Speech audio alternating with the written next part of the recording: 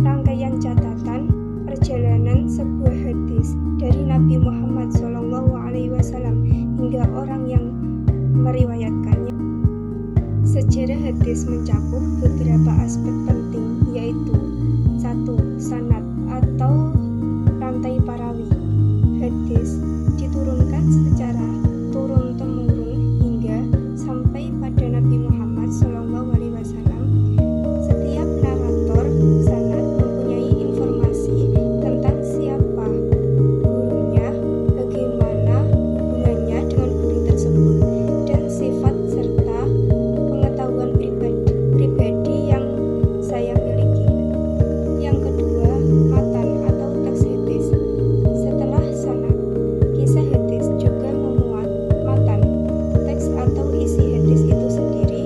Matan harus sesuai dengan norma-norma dokumen hadis yang diakui oleh para ahli hadis, seperti kepatuhan terhadap Al-Quran dan tidak boleh bertentangan dengan prinsip-prinsip dalam hukum Islam.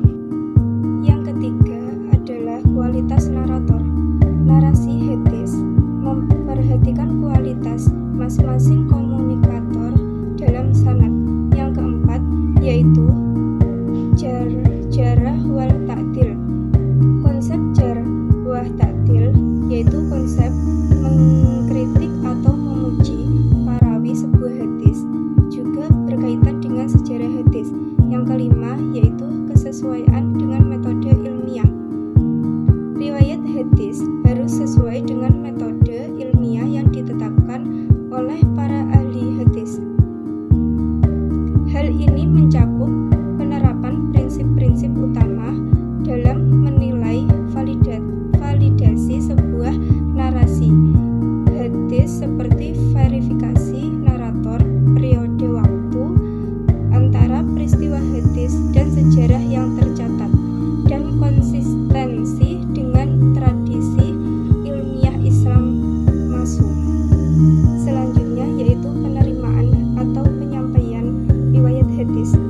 Penerimaan dan penyampaian riwayat hadis dalam bahasa ahli hadis disebut dengan tahammul wa ada al-hadis.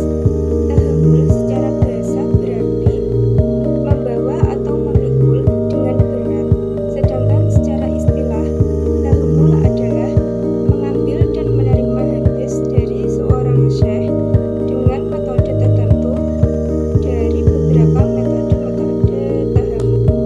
Sedangkan kata ada al-hadis berasal dari kata ada yu'ati tadiyatan wa adaan, yang berarti melaksanakan sesuatu pada waktunya, membayar pada waktunya, atau menyampaikan kepadanya.